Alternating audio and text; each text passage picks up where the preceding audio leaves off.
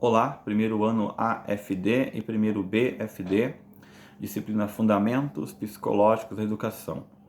Estamos com uma série de vídeos sobre Skinner, esse é o quinto vídeo sobre ele.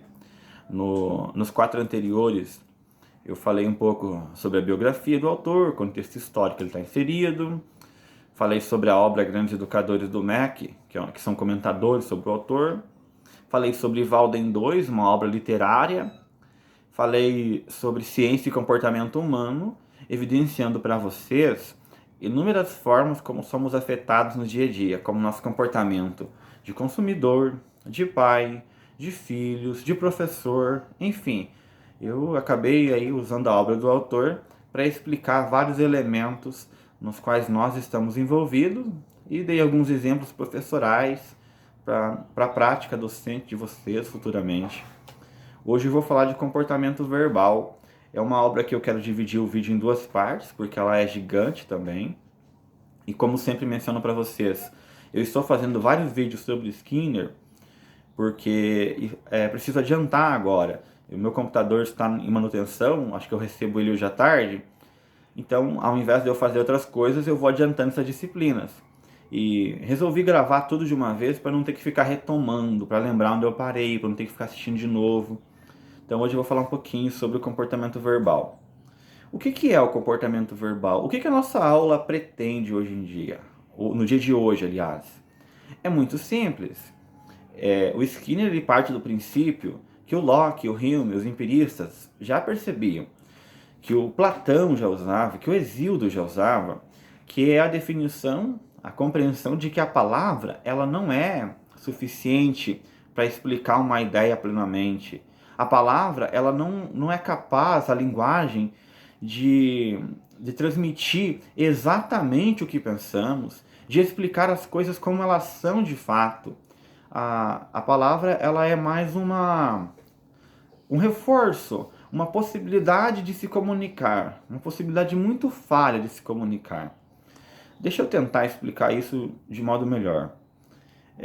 Eu lembro que o Platão, quando inventaram ali, quando começaram a usar o lápis, ele achava que o lápis era um absurdo. Por quê? Porque você vai colocar as palavras no papel, enfim, vamos usar o termo papel para ficar mais correto. Você vai colocar as palavras no papel, não vai dar para entender se ela está sendo, se é um grito, se ela está sendo pronunciada lentamente, se tem algumas partes que o som é mais forte, que o som é mais pausado. E hoje nós carregamos assim na língua portuguesa uma série de regras gramaticais, na sintaxe, enfim, tem vários elementos para tentar traduzir um grito, para tentar traduzir qualquer coisa. Mas ainda assim, não é possível se você pensar em culturas da antiguidade, que uma leitura de um texto sagrado precisava não ser só lido, mas lido num ritmo, precisava ser cantado. A partir do momento que você coloca uma informação no papel, esse ritmo vai embora, você perde muito dos elementos. Por isso que as primeiras culturas, e aí eu cito Platão como exemplo para vocês entenderem, ele era avesso ao uso do lápis, porque teoricamente a cultura oral é muito mais rica do que a escrita. Quando você transmite um canto a uma divindade, é muito mais fácil a criança e a cultura adquirir aquele canto ali, saber onde tem que parar, saber qual expressão que é feita, as musas, as inspiradoras, né?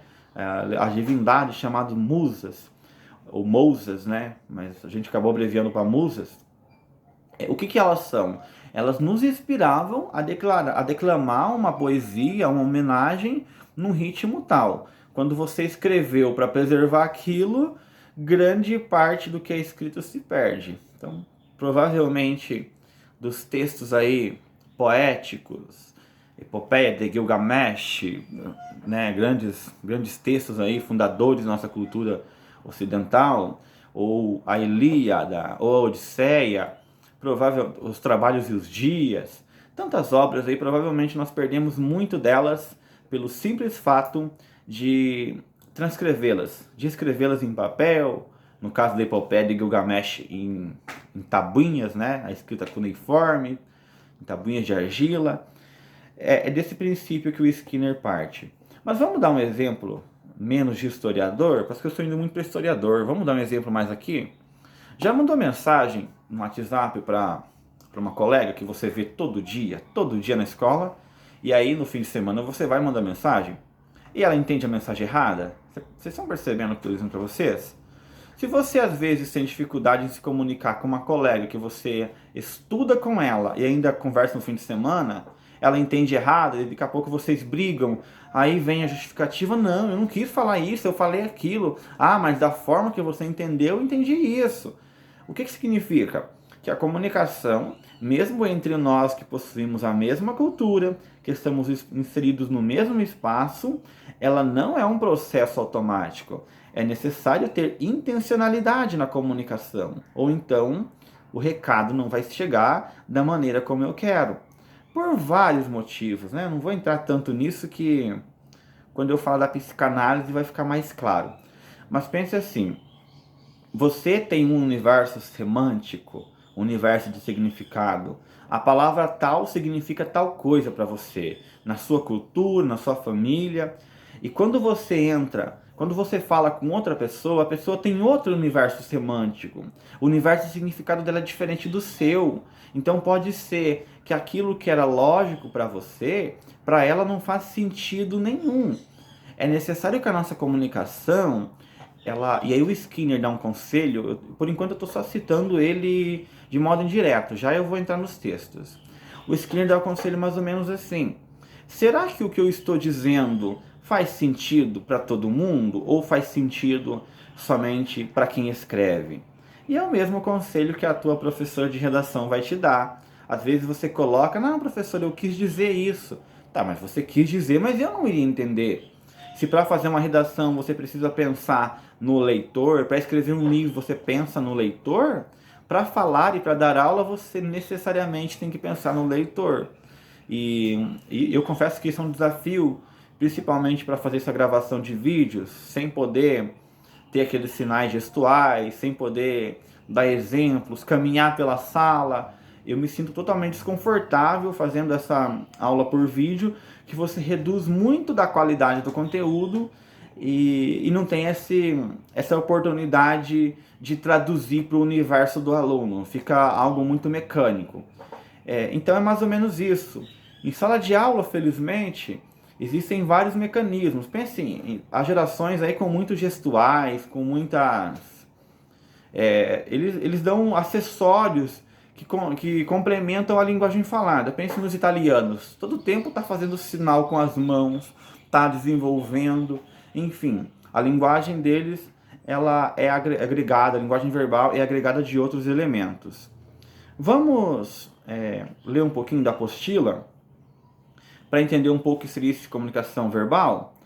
Vocês entenderam que o tema central do livro, se for para reduzir grosseiramente, é as palavras, a comunicação que nós usamos por palavras, ela funciona, mas precisa de mais elementos para que venhamos a entender uns aos outros.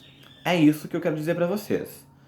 Traduzindo em outras palavras, se eu for dar uma aula, o fato de eu falar algo não garante que eu seja entendido, a menos que eu faça um processo de tradução, que eu faça uma transposição para sair do meu conhecimento que eu sei até atingir o de vocês. Tem um link ali, né, daqui para vocês, de vocês para mim de volta. Então existe esse link. Como que nós vamos fazer esse link? O Skinner faz uma análise, eu tenho certeza que vocês vão se reconhecer. Nos exemplos deles vocês vão imaginar pessoas que fazem o que ele está mencionando aí. Vamos lá? Eu peço paciência nos vídeos de Skinner, porque são conteúdos bastante abstratos, então precisamos de bastantes exemplos. Na parte 1, um programa fala basicamente do reforço operante, que eu já tinha comentado com vocês.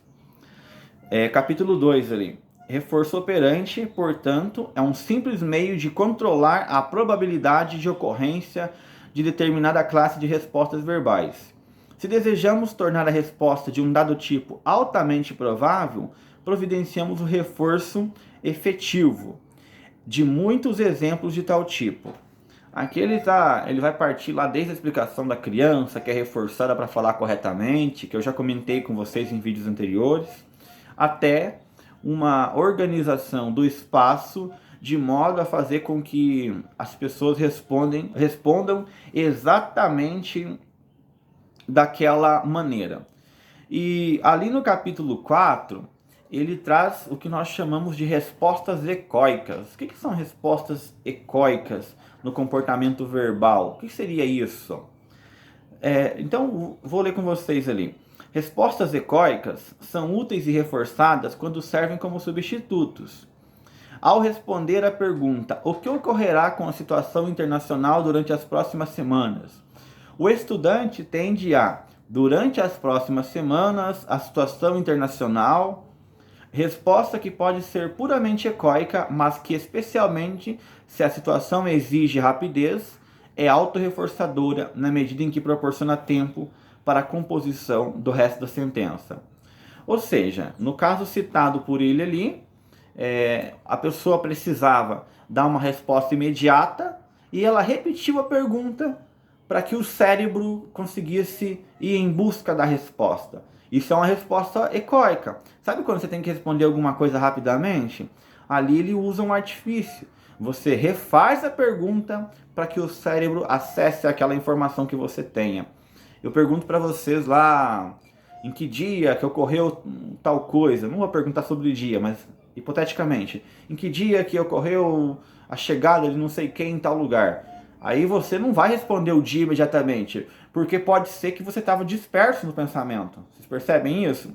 Então você, no dia tal, aí você consegue deixar aquela conversa do lado e se articular para responder. Que também é muito útil para vocês que são alunos, essas respostas ecoicas. Ganhar tempo para dar uma resposta para o professor. E não sei se ficou bastante claro. Resposta ecoica é você repetir parte da pergunta enquanto a resposta ela vem para o teu consciente, né? Você repete a pergunta do professor na parte final. Em que dia chegou? O dia em que fulano chegou, o professor está perguntando? Aí você já ganhou um tempo suficiente para trabalhar. E nós fazemos isso no dia a dia como um artifício ali para conseguir ganhar tempo e responder de modo mais adequado. E o capítulo 5 da parte 2 também vai falar um pouquinho sobre elementos que auxiliam o comportamento verbal. Quando você chega numa panificadora, você não pede só tal coisa, você não chega com nomes lá, você vai apontar. O fato de você chegar, eu quero aquele bolo, eu quero tal coisa, você percebe que além da fala existem outros elementos? Então todos esses sentidos, o sentido aqui ele chama de tacto, tem um C mesmo, e não é por causa da reforma ortográfica, é um termo dele, que de certa forma nós utilizamos também outros recursos para auxiliar nessa comunicação falha. Se o comportamento verbal, se a fala fosse suficiente, eu chegaria numa panificadora, poderia ficar com os braços cruzados, eu quero tal coisa. Mas não, eu vou olhar, vou apontar, vou conversar, e você vê que esse ato de apontar, para Skinner, também faz parte daquilo que chamamos de comportamento verbal. Tranquilo? Deu para entender alguma coisa até aí? O que seria condicionamento operante vocês já sabiam, que é reforçar, fazer com que o comportamento venha a ocorrer. E resposta ecoica, repetir um pouco da pergunta que o professor lhe fez, que alguém te fez, para que você ganhe tempo para pensar na resposta adequada. E aqui o comportamento verbal, que como as palavras são falhas, insuficientes para explicar o mundo, você usa gestos como apontar para um bolo na padaria, como apontar para alguém, como mostrar o tamanho de algo, como, eu quero uma tábua desse tamanho, assim. Então tudo isso faz parte de um comportamento verbal que nos auxilia a compreender um pouquinho o outro. Eu vou finalizar esse vídeo ainda na parte 2, falando sobre o auditório. Capítulo 7, você querer me acompanhar? Capítulo 7. Diz assim: ficamos constrangidos diante de um novo conhecido, especialmente quando ele não se parece com pessoas familiares. porque ele ainda não reforçou o nosso comportamento verbal e não temos nenhum comportamento com força suficiente para ser emitido. Isso aqui explica por que a mais desinibida das pessoas tende a ter dificuldade de manter relações com pessoas, de construir uma relação nova. Quando você conhece alguém, você não sabe como que a pessoa irá se comportar, então você fica relutante e até se conhecer, a comunicação vai ser bastante falha, vai ter vários elementos ali que vão se construindo gradativamente. E aqui eu quero falar um pouquinho do alto-falante. O alto-falante será relativamente insensível a línguas ou sublínguas mais eficazes no outro auditório. Isto é, referir-se-á a coisas, pessoas ou fatos com as quais somente ele está familiarizado. Está em negrita essa parte. Eu quero que vocês leiam devagar ela, para além dessa rapidez do vídeo, para poder entender. Usará pronomes sem antecedentes, omitirá argumentos que só são óbvios para ele, não falará necessariamente claro e forçosamente repetir-se-á. Entregar-se-á a seus passatempos favoritos, falará com nostalgia sobre a própria história, insistirá em falar sobre os temas favoritos, usando expressões favoritas. Em tudo isso, observamos uma insensibilidade face aos auditórios externos, positivos ou negativos, e podemos concluir que o indivíduo está primariamente falando consigo mesmo. O que quer dizer? Quer dizer que tem pessoas que imaginam que todo mundo teve a mesma realidade que ele. Eu não vou nem me preocupar.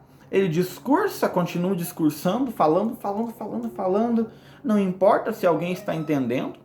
Quando você conversa com um amigo assim, se ele trabalha na indústria tal, ou se ele joga o jogo tal, ele não vai nem ouvir o que você quer comentar. Ah, eu sabia que ontem eu fui em tal lugar? Ele vai desviar o teu assunto para o assunto dele. Não vai prestar atenção. Se ele for dar aula, ele vai ficar se repetindo a mesma palavra sempre. Ele não vai se preocupar em que lugar o aluno está. Então o professor, ele tem que tomar muito cuidado, porque às vezes nós temos esse hábito de nos tornar um alto-falante. O que significa? Eu dar aula como se não tivesse aluno, como se fossem todos robozinhos.